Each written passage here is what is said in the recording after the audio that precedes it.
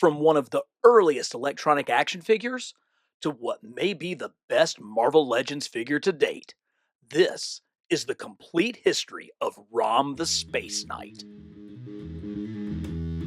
Hey y'all, and welcome to Carbon Scoring, the best place for comics history and action figures.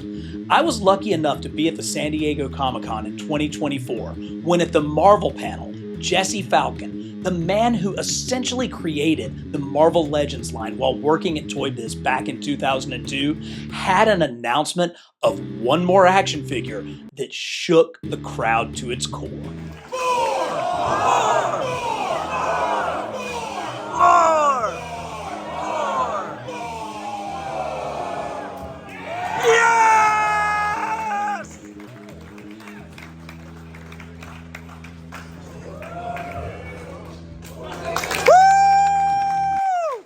Yeah, that was me screaming in the background. But why? Why does this little silver hunk of plastic set off such emotion? For that, you've got to go all the way back to the beginning. The toy industry of the late 1970s was dominated by one thing: Star Wars. But even that behemoth couldn't scoop up every single toy dollar. Enter Bing McCoy.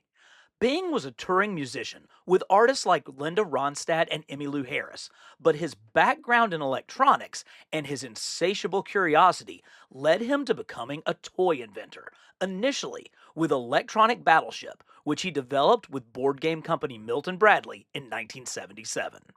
With a certified hit on his resume, his next invention may have been even better: the Starbird. Also licensed to Milton Bradley, Starbird at first looks like a simple Star Wars knockoff, a hybrid of like a Y-Wing fighter on the front and an X-Wing fighter on the back, with the laser turret from the Falcon stuck on top. Even the Starbird logo borders on trademark infringement, with that of the Rebel Alliance. Still, it's a pretty awesome looking ship, but that's not what makes it legendary. As with all creations by Bing McCoy, it's the electronics. I wanted one of these so badly as a kid, but I never had one. But luckily, I actually picked up a working version off of eBay several years ago. So the on-off switch is right here. And when you turn it on, you can hear the jet engines running. Now it has the typical type of things that you would expect from a starfighter. Push the button right on top and you can see the light up laser cannons. But that's not what made Bing McCoy's invention so brilliant. Inside the front is a ball bearing. And so when you tilt the plane up or down, you actually get a different sound of the pitch. Listen to this.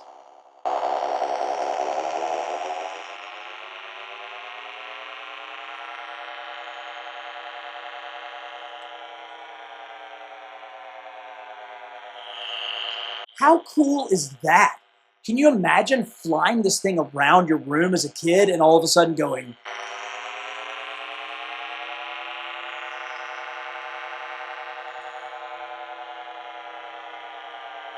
Such a cool mechanism, but so far advanced for its time. For his next hit, McCoy devised an Egyptian mystic whose electronic features allowed it to meditate. No one was interested, so he went back to the drawing board and came up with COBOL, a cyborg named after the computer coding language that even at the time was kind of dated. But there was enough there for Parker Brothers, another toy company known only for board games, to take a chance and buy the idea from McCoy. They kept the electronic guts of COBOL intact, but changed the design and the name to ROM. Parker Brothers produced a promotional video for the 1979 New York Toy Fair. The narration even provided some of the mythology that would become central to the character moving forward. Far, far away, in another galaxy, the Knights of the Soul Star Order, defenders of justice and truth, have been ambushed by the evil magicians, the Dire Wraiths. He is Rom, Lord of the Soul Star Order, Rom the Wraith Slayer, ROM the SPACEKNIGHT. While the story was clearly influenced by Star Wars with the whole far, far away in another galaxy line, the toy buyers were interested, and by Christmas of 1979, ROM was on store shelves and under Christmas trees. I was not one of the lucky kids who had ROM back in 1979 or 1980. Luckily, though, I was able to pick this one up off of eBay. And it's been in the display of kind of my 70s and 80s sci-fi stuff ever since. Honestly, until I tried to film this video, I've never actually gotten it to work. But I put a brand new 9-volt battery in there, cleaned it up, tried to blow it out, and it actually works a little. The lights of his eyes do come on. One of his respirator lights come on, and we'll see some of the other features as we go. Now, ROM didn't exactly turn out, I think, the way that Bing McCoy had wanted it to. Parker Brothers had to spend a ton of money on the electronics of this thing, so much so that they really had to cut corners virtually everywhere else. If you remember from the promo video, ROM's eyes were green, but that turned out to be too costly, so they had to switch them out to red and have all of the interior working lights be red because that just was significantly cheaper. He is woefully lacking in articulation. Simply, you've got an arm, shoulder articulation here. You've got some degree of articulation at the hip and at the knee, and there's a little bit of swivel at the ankle. The problem is ROM is really heavy in the back, mostly because of the battery that's in his rocket pack. And so to get him to stand, most of the time, fired the rocket pack. Most of the time, you have to have him hunching forward for these feet to work. Now, speaking of the feet, the rest of him is pretty sci-fi looking. I mean, this looks like, a modern robot figure. But then these feet, they look like something out of like those old Sea Monkey ads, where you took some dehydrated brine shrimp and grew them. That's what I've always thought, that his feet looked more like Sea Monkey feet than they do actual robot feet. But ROM himself is a pretty cool robot. He was designed as a cyborg, and, in a lot of ways, I think he was kind of the inspiration for RoboCop. Unfortunately, I don't have his different attachments, the translator, the neutralizer, or the analyzer. Each of those would plug in to this port here, and ROM would be able to hold them in his hands, and with the switch of this, they would light up and make noise. But the cool thing, they're trying to make a little bit of noise, but the cool thing, my favorite part about ROM is, I told you, he only worked a little. Let's see if we can get him to stop. Here we go. My favorite part. And I think this is because, I loved Boba Fett so much. I always loved a figure with a rocket-firing jetpack. And watch this. Oh, that looks so cool. Can't you imagine ROM launching all around your room? And I love the light-up feature there. So you just hold that button down, and ROM's backpack launches. Such a cool figure. Now, unfortunately, ROM was not a big seller, and I think there were multiple reasons for that. But Bing McCoy actually blamed it on the marketing, which I'm not really sure that was fair. The ROM I picked up actually did come with its original box, and while Bing McCoy thought that this wasn't a very good package, I am going to have to completely disagree. This thing looks awesome. I love that futuristic background. I love how clearly you can see ROM with all of his features lit up, and that bold graphic right there across the top, ROM the Space Knight. Now, he came in this box package, but it had a gatefold window. So the ROM figure, you could see it right here in the package. There was a little, plastic, clear acrylic there. But on the inside, you actually got a full detail of what the figure came with, including the universal translator, the analyzer, and of course his weapon for neutralizing the dire wraiths, the neutralizer.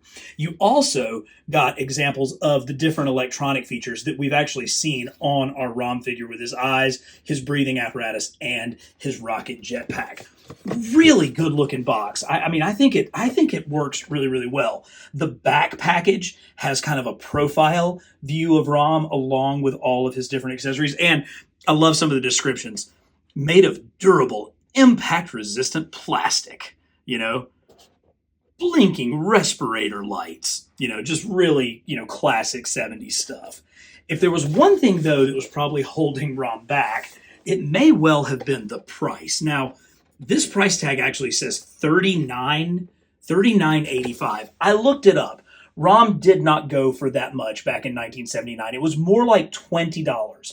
But if you adjust for inflation, $20 at Christmas of 1979 is like $93 today. So this was an expensive toy, and only between 2 and 300,000 actually were sold. But it wasn't because of the marketing, because what Marvel Comics did was absolutely phenomenal with ROM. Beginning in December of 1979, Marvel Comics published the adventures of ROM the Space Knight. The title ran for 75 issues through February of 1986 and told the story of the hero of Galador who sacrificed his humanity to save first his planet, then the entire universe from the deadly dire wraiths. The first issue of Marvel's ROM comic is about as perfect of a 1980s comic as you're ever going to find. You've got a striking image right here on the cover, great look at ROM, you've got the excitement from the people, and just a gorgeous Sal Buscema cover. In fact, the creative team was certainly one of the highlights of the book.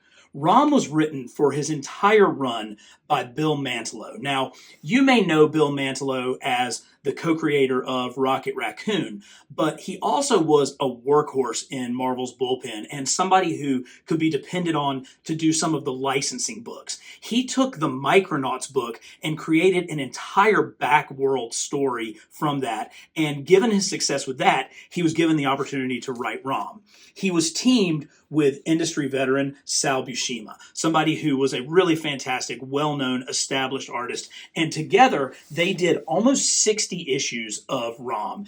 And as you can see, you start off with the classic Marvel splash page with the words "Arrival" on there. You instantly get a little bit of ROM's backstory. He meets Brandy Clark, the woman who would go on to become his soulmate throughout the rest of the book. Next, within the first 5 pages, you're going to get all of ROM's toy features. Here, you can see his rocket-firing backpack right there with the fire blast, and he takes off. Shortly thereafter, you're going to see that he's on his mission to find out where the dire wraiths are. He's got his analyzer, where he's looking to see which of these shape-shifting humans was actually a wraith, and then he whips out his neutralizer to send them into limbo. And then just 2 pages later, when he's trying to communicate with Brandy, he uses his universal translator right here. He whips out the universal translator and is able to talk to Brandy. So there we are. We're on page 11, and that's with ads. You've gotten all of the different toys from the actual action figure on the page and used. But like a true Marvel comic, it goes back and gives you his backstory. And so you learn the legend of the Space Knights, that the beings of the planet Galador were being attacked by the enemy dire wraiths, these shape-shifting aliens who had come to destroy their planet. And so the heroic people of Galador volunteered. They raised their hands and volunteered to give up their humanity to become Space Knights and eradicate the dire wraiths from their planet. But when they did that, the race then went out into the rest of the universe. And so ROM went after them, and that is how he ended up on Earth in West Virginia. Now, again, this is a Marvel comic, so nothing can be simple. The local constable and townspeople saw ROM dispatching the wraiths to limbo, and they thought that, well, he must be the bad guy, and so they start to fire at him. And of course, ROM uses his analyzer and realizes that one of the army guys is actually a wraith, and so he, sends him to limbo right there, which creates that much more conflict, and you've got the whole thing. So in one issue, you get the backstory, you get the premise, you get all of the different technological doodads and gadgets that come with the toy, you set the entire scene for the universe, and on the back page of the comic, you get this incredible full-page ad for the Parker Brothers toy. This is about as perfect as a comic book can be. ROM's comic would actually last 75 issues, far exceeding the toy's lifespan. I just happened to be at my local comic show the other week, and I saw issue 66 in one of the dollar bins, and I just had to grab it. I had to grab it based off of this cover alone. I thought it was absolutely fantastic. And what you learn from the inside of this is that ROM was very much fully integrated into the greater Marvel universe. He wasn't just in like a pocket toy universe. This is the issue where the heroes of Earth actually band together to finally defeat the dire wraiths. And so here they all are, and it's up to ROM to met out their punishment. And what he decides is to take his neutralizer and banish all of the wraiths on Earth to limbo. It's a really kind of stunning and touching scene. But what I didn't realize until I got this book home was it was drawn by one of my all-time favorite artists, Steve Ditko. That's right. The man who co-created Spider-Man had a lengthy run on ROM. And when you take a look at some of these panels, you can see all of that Ditko goodness in there. It just really kind of brings out his style. So this is, basically 20 years after Ditko had finished his work on Doctor Strange and Spider-Man. And he took the art job on ROM under one condition, that he was not asked to draw either Spider-Man or Doctor Strange. Now, there is a panel in a previous ROM issue where Spider-Man in his black suit appears in like a back montage. That was not drawn by Ditko. That was added in by the inker of that issue. And I have to assume that Ditko didn't know that it had happened, because that's the type of thing that I think would have caused him to immediately quit the book. But he didn't. He actually finished out the series, drawing issues 59 through 75, and it gave us some of his later masterworks. Ditko was still an absolute brilliant artist at this point, and we get double splash pages like this. So once the dire wraiths had been eliminated from Earth, ROM went back to the stars in this stunning double page splash by the absolute master, Sturdy Steve Ditko. If you enjoy the story behind the toys, if the intersection of comics history and action figures is your thing, well, then you're in the right place. Give the video a like, share it with a friend, and leave me a comment. Are you just discovering ROM now, or was this a toy from your childhood? Let me know. And as always, subscribe to Carbon Scoring, because we're bringing you quality content like this every week. It would be another 20 years before IDW Publishing gained the rights to Hasbro properties Micronauts, Action Man Mask, and ROM in 2016 to go along with the Transformers and G.I. Joe rights they previously had. They produced a crossover comic event titled Revolution, creating a shared Hasbro comic universe. It was a pretty cool idea, and even Jem and the Holograms and Visionaries were added to the list. Sadly, it petered out after a couple of years, but not before they released an epic action figure box set as a San Diego Comic-Con exclusive in 2017. The set included re-released figures of Jetfire from Transformers and Roadblock from G.I. Joe, as well as new figures of Action Man, Matt Tracker from Mask, Lorik from Visionaries, and 9 tiny non-articulated figures from Micronauts. This thing cost $100 at the time, which seems like a real bargain now looking at prices on the secondary market. But the final 2 figures from this pack were a dire wraith, and for the first time in true action figure form, ROM. It only took 37 years, but IDW's collaboration with Hasbro finally yielded a proper ROM action figure. Now you can see this guy is in the scale of the 3.375, so he roughly scales with vintage Star Wars figures, G.I. Joe, Real American Hero, that type of scale. But what amount of detail they managed to pack into this. They perfectly captured his head with those glowing red eyes. He's got the piping coming around to his rocket jetpack, which has the fuel nozzles angled out just like the original action figure, as well as just as how he was drawn in the comic. This kind of square armor that he has with his light up areas there for his breathing apparatus is really really nice, and they even sculpted a really accurate neutralizer weapon for him to hold.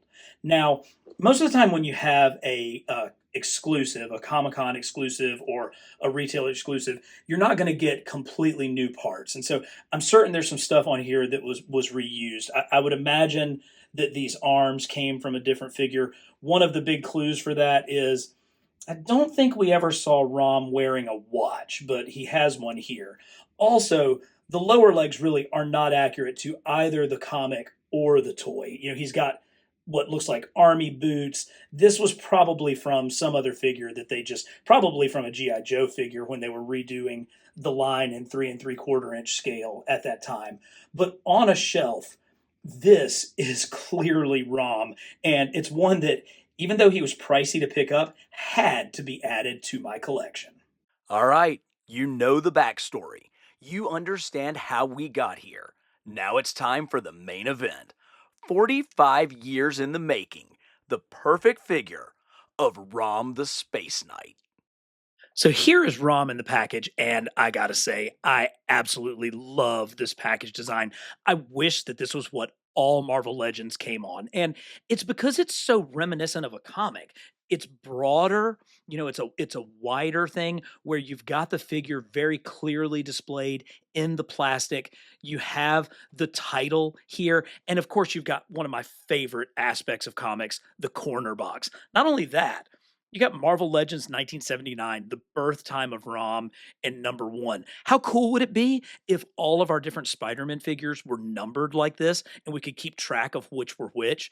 Marvel Legends up there where the Marvel logo is, it just looks like a comic book. I mean, if you pull out a comic book, they're almost exactly the same size. So there's something about that comic aspect of it that I just really love. Plus, unlike kind of the boxed Marvel Legends, you just can see the stuff so much better in this. You still have a great graphic, and I think that this is going to stand out on store shelves to people who maybe, just are walking down the aisles at Target at Walmart and want to get a cool figure.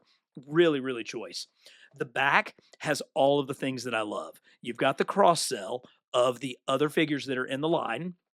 Another thing, and a bio. Really, really cool. I know they have to have all the legal mumbo jumbo, but they hit the high points here.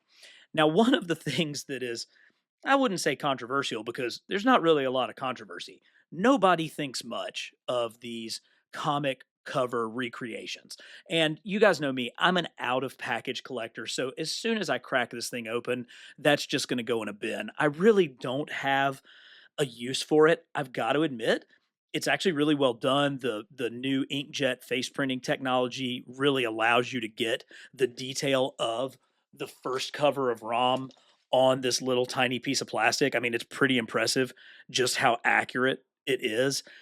But once you're open, it's just kind of a throwaway accessory. You're never going to pose ROM holding that thing.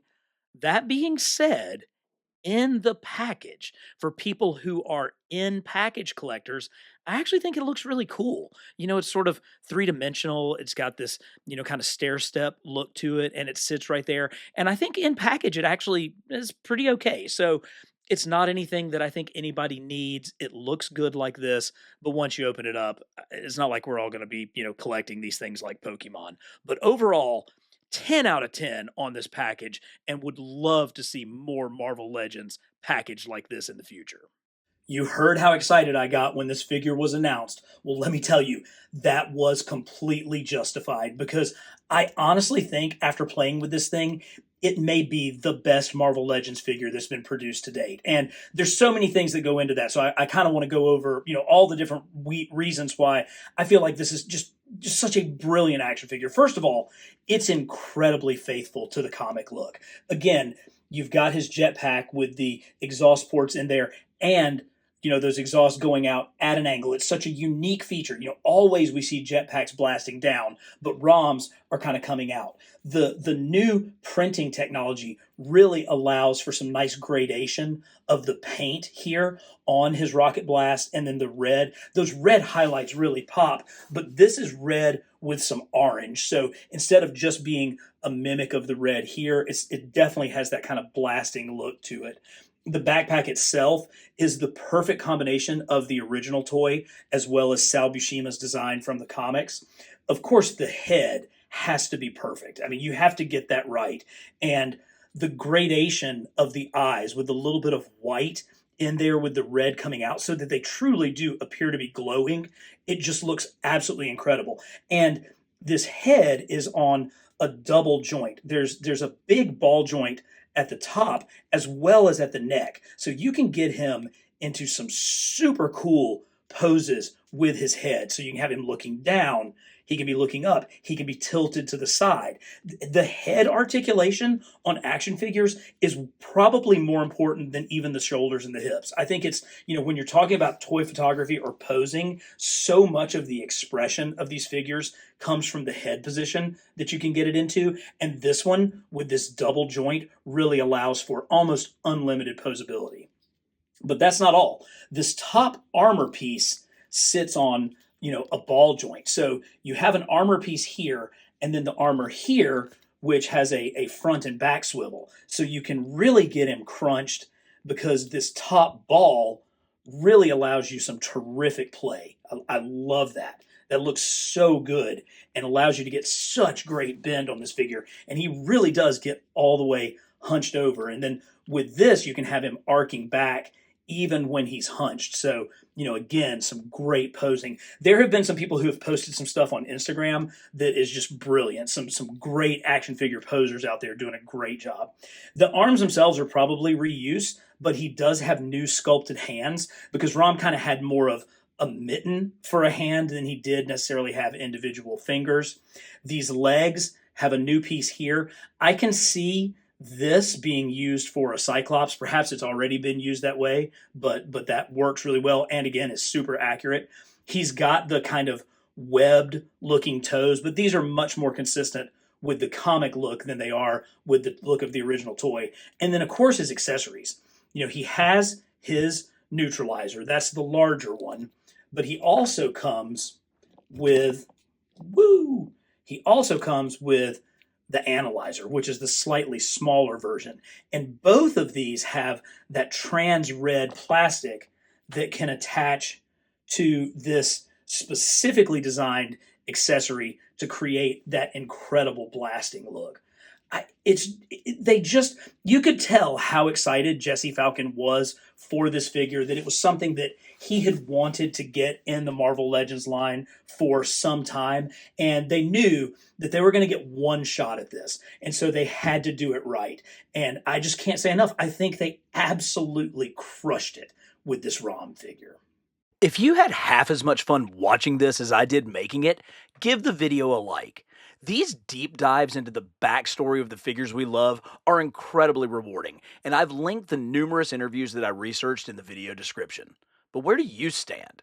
Is this just nostalgia bait for an aging collector base? Or do you think this is the end result of advances in sculpting, articulation, and paint technology in the toy industry? Let me know in the comments. And as always, for the best in comics history and action figures, subscribe to Carbon Scoring.